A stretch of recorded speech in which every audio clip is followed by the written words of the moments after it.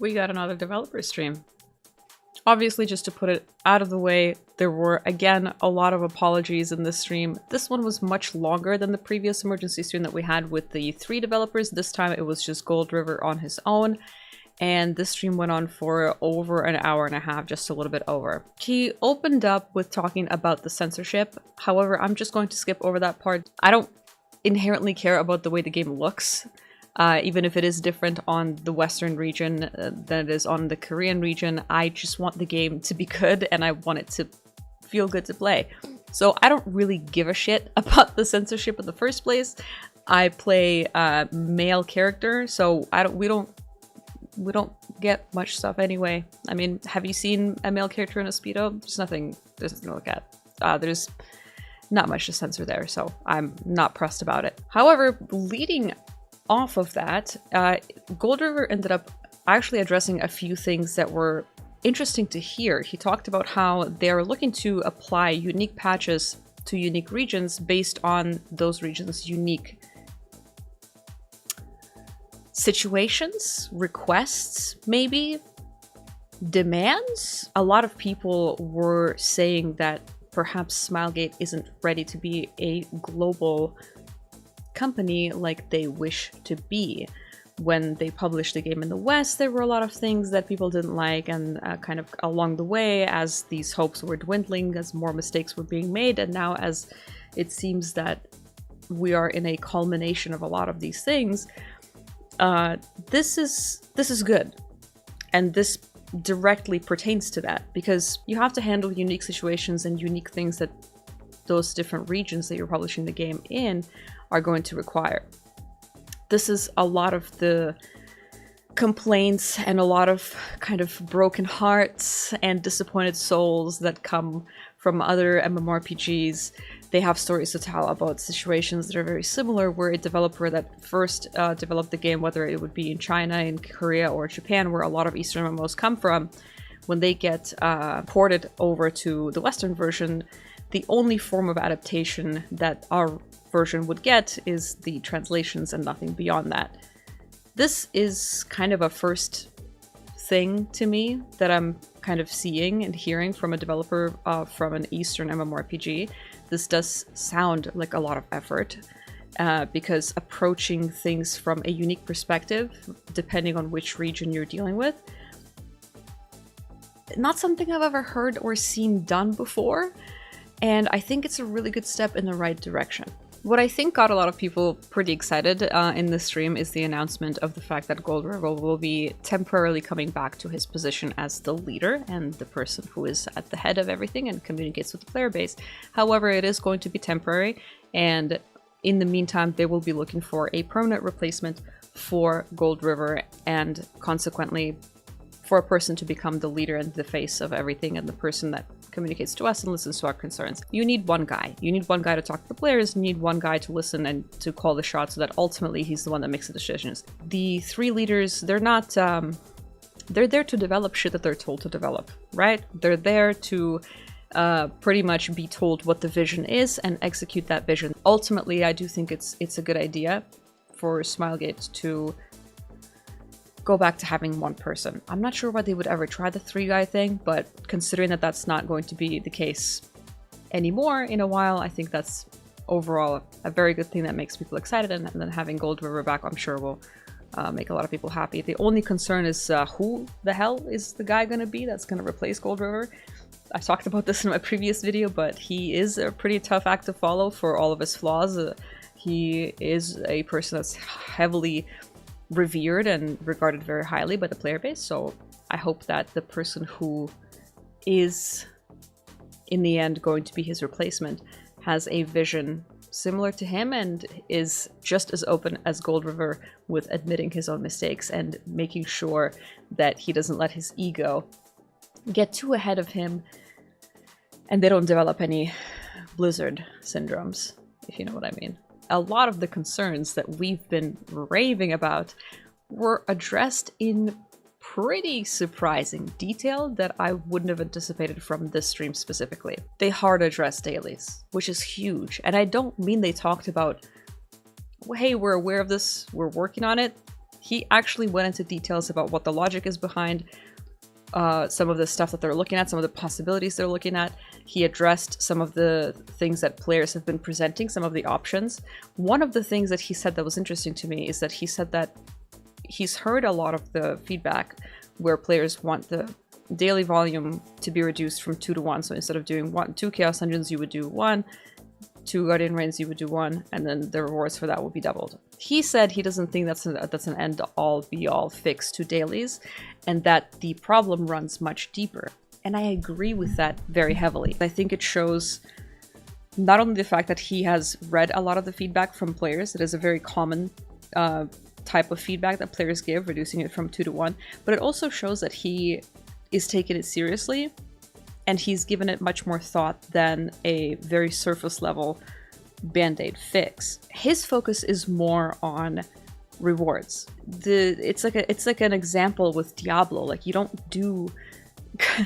run Greater Rifts because you're excited to run Greater Rifts. We don't do Chaos Dungeons because Chaos Dungeons is good, interesting content. We do it because we're trying to get loot and we're trying to get materials and whatever. So like, your brain pretty much the entire time you're running a Greater Rift is just fucking fully turned off, where you're not even paying attention to your screen, you're paying attention to a video that you have running on your second monitor. The only time there's neuron activation in our monkey brains is when we see a shiny on the floor and we pick it up, and it's kind of a good shiny, so we're happy about that. So he's focusing on that, which is much more player experience centric. Going from 2 to 1 would have been cool, but he's not focusing on that just to be like, okay, shut up, now we fixed it, move on, stop complaining. He's actually looking into this very deeply, and he's looking at statistics, and he's looking at like actual hard facts to see what would be the best course of action. He is applying a band-aid solution in the meantime, which is there's still going to be 2 of each, but they're going to be faster. Chaos Dungeons, that is. But he is looking at changing them in a way that's much more at its core. Perhaps he's looking to uproot the whole system. We don't know. But the focus of the conversation wasn't very surface level. It kind of showed concern for something that is very meaningful to players. Consequently, it seemed to be very meaningful to him, which is always a very good sign from a developer. I think that the reason why the 2 to 1 reduction in dailies has been such a common concern or suggestion from players is because the MMO genre doesn't produce the happiest, most hopeful players, and for a good reason. Usually the MMO genre is filled with developers who are very unresponsive and don't listen to the player base in any capacity, let alone acknowledge concerns or suggestions from them. So I think, honestly, considering the average jaded MMORPG player, we're just too scared to ask for more because we think we're not gonna get it. You know what I mean? It's like we ask for dailies to get reduced from 2 to 1 because that's like, to us, in our eyes, in our perception of an average MMORPG and how likely a developer is to actually fucking listen to us, that's like the most we could ask. That's pretty much the ceiling, and that's it. Please just change this and we're not gonna complain anymore. The guy is actually saying like, no, like I'm gonna look into this and I'm gonna make sure that I change it in a way that's much more meaningful and actually makes the experience better for players, which I think is great, as long as it happens in the game. But it shows a thought process that's, I think, much more important to acknowledge and much more deeply rooted in a concern for players' experience and not just applying a quick little band-aid and calling it a day. The idea for Guardians was very similar. He also has a very loot/player reward-centric approach to it. And the interesting thing about the Guardian part specifically was that he talked about how it could potentially become weekly content, and he called it kind of a mid-tier content. So we have like the low-tier brain-off Chaos Dungeon content, and then we have Legion raids, which are supposed to be like the echelon of difficulty, the hardest content in the game in order to progress vertically. So we're leaving Hell mode aside. To get your gear in to progress your character, that's the most difficult stuff. So we don't really have a middle ground. Everything is either super, super easy or pretty hard. So he's looking to change Guardians into something that's weekly, and the difficulty of them that's a little bit kind of in the middle. So not quite Legion raids, but not quite as brain dead as Chaos Dungeons, which I think is also really cool, because if it's weekly content, even if it is a little bit more difficult, that means we don't have to do it every day, obviously, because it's going to be weekly. And that already takes away from the amount of homework that we have in the first place, and then it also, at the same time, as I've said about the Chaos Dungeon thing, it shows his concern and his train of thought that runs much deeper than a surface level concern of an average player who's just kind of like sitting at their computer and throwing suggestions that they kind of can think of off the top of their head. I really hope in the half a year that he's there as a temporary leader that they're able to act on these things, because I'm a little worried that the new guy, whoever he is going to be like, no, actually I don't like that. Let's scrap all of that. So please hurry up and implement whatever you're thinking, because it sounds pretty fucking good. Moving on from homework being addressed, one of the things that Gold River mentioned that I thought was huge, like this is probably the biggest thing that I'm excited for, and I didn't even know it was happening, but it's he mentioned, it wasn't discussed in too many details, so we don't actually know what he's thinking, because it's probably all kind of in the air, just being talked about and discussed, but he talked about looking into alternate vertical progressions. So right now, Legion raids is like the main thing. You do your dailies and then you do your Legion raids, and that's pretty much it. And the issue with that is, well, it doesn't feel very good. First of all, it creates, because Lost Ark doesn't have expansions that make previous raid tier obsolete, like World of Warcraft, Final Fantasy XIV, or whatever. We still have Vulcan, we still have Vicus, people still do them. And it also gets boring. So the power creep is there, so people who are playing from behind, people who are trying to catch up, they're just drowning, trying to fucking, like, swim up for a breath of fresh air for a second because they're behind and they need to work on engravings and gems and fucking, like, honing, and they don't have enough shards and they don't have enough gold, whatever, and they get gatekept and all of that. A bunch of stuff to worry about. And then endgame players, because we pretty much do previous raids for gold, we don't really get much else out of it, we're getting burnt out. So you got a whole ass player base. New player experience sucks, that wasn't really addressed.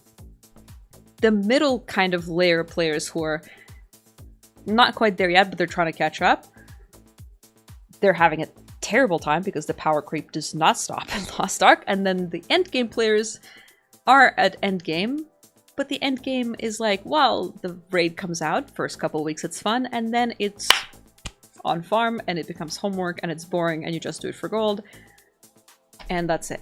So end game players are bored or / burnt out. Or, I mean, for us. For Korea, it's entirely different, because they haven't had new endgame content in a very long time, so I'm just speaking for the Western region specifically. In KR, it's a whole different situation. Alternate routes of vertical progression is cool, and it's something that Lost Ark used to have before. Not to ever, in any capacity or in any universe, imply that Season 1 Lost Ark was good. But that's kind of what Season 1 Lost Ark had. I remember I was a PvP Andy back in the day, when I played on Korea, when PvP just came out, I didn't even have ranked yet. Back in 2018, I used to spam a bunch of arena, and that's pretty much all I cared about. And I could get different tiers of raids, or different tiers of gear sets from playing arena and buying them with arena tokens. Which pretty much meant that, like, if at any point I wanted to go do Guardians, which at the time Legion raids weren't a thing, by the way, in Season 1 we didn't have those. Guardians were like the end game content. I could, from just ever doing PvP. Now, my progression was slower than people who were playing more efficiently, and there's other ways that I'm not going to get into to do it, but there were different avenues for you to get gear. Arena was one of them, life skilling was one of them, sailing dailies was one of them, and then Guardian raids and Chaos Dungeons was the other.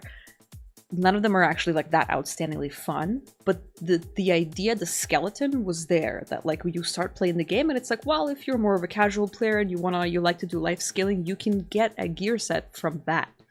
And you can take that gear set and you can take it into a raid. So like the idea was there. They just scrapped it because they wanted to focus more on raids, and they made the game much more raid centric. Now they're seeing a pullback from players being like, okay, like we still like the raids, but that's not the only thing we like. So consider that maybe there are other things that we could do in the game. And Gold River's like, you know what? Fucking word. Like, let me cook. I don't know. He didn't go into details about what exactly he's thinking about adding, but I think that would be very healthy for the game if there are other ways to do specifically vertical progression. So I don't think this means they're adding more ways to vertically progress your character. Like there's going to be like a 6th tier of engraving or some shit. Like there's going to be ancient engraving books or level 15 gems. I don't think this is what it means. I think this is an entirely new branch of how a player can catch up, or entirely new means of obtaining gear that a player could have as an option if they weren't feeling particularly raidy, whether it's that week or overall. I think this is...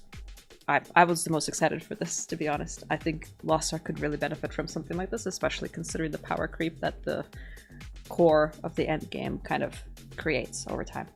Moving on from that, another really cool thing that he mentioned that I also got excited for is a revamp to the whole 6-character gold limit system. It was initially a system that was implemented with the goal of combating inflation in Korea.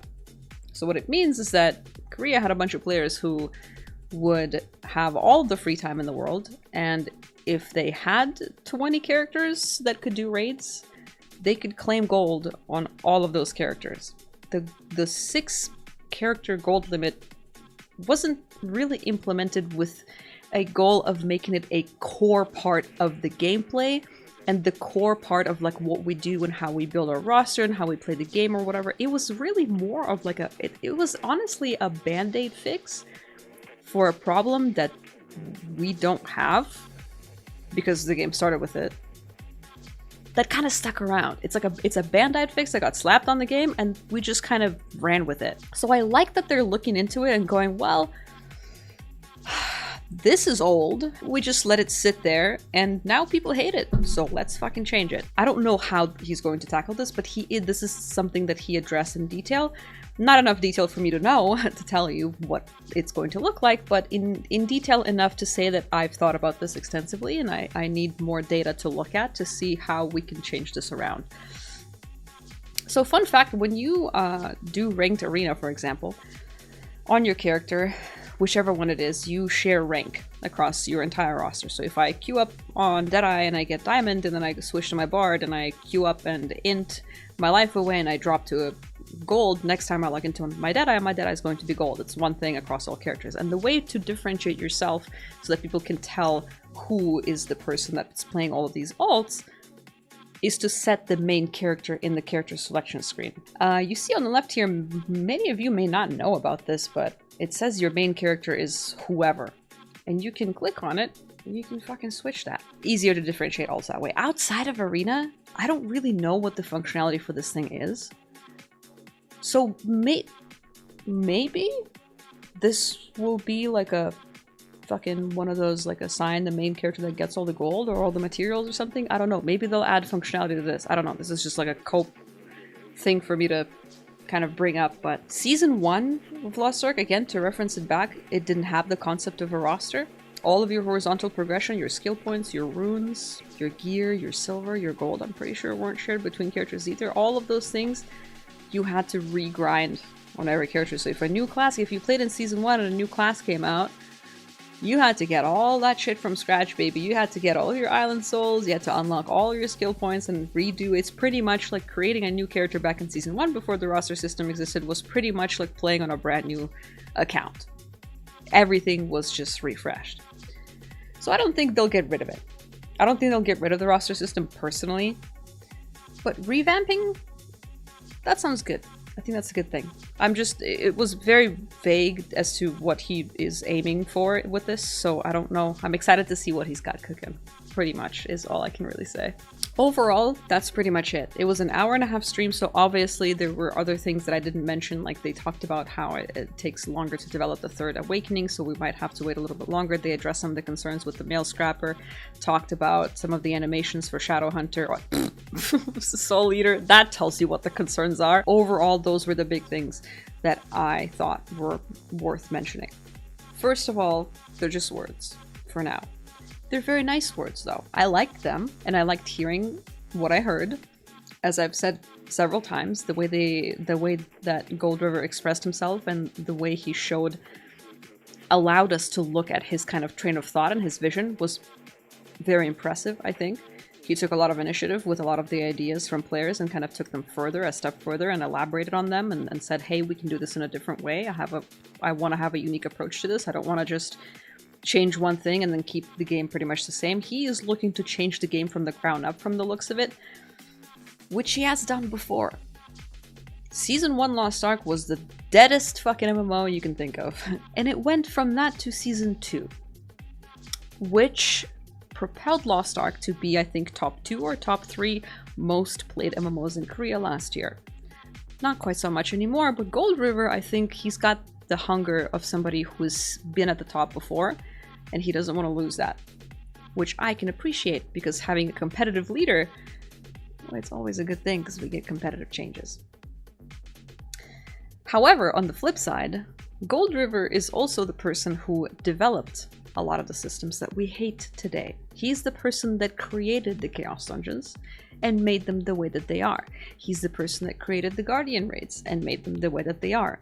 The horizontal progression system that a lot of people dislike. He's the guy behind it. Some of the rush behind the vertical system early on, when people are getting kind of choked out and saying like all you're doing is just Legion raids and they're getting progressively harder and harder and harder, he was also behind that.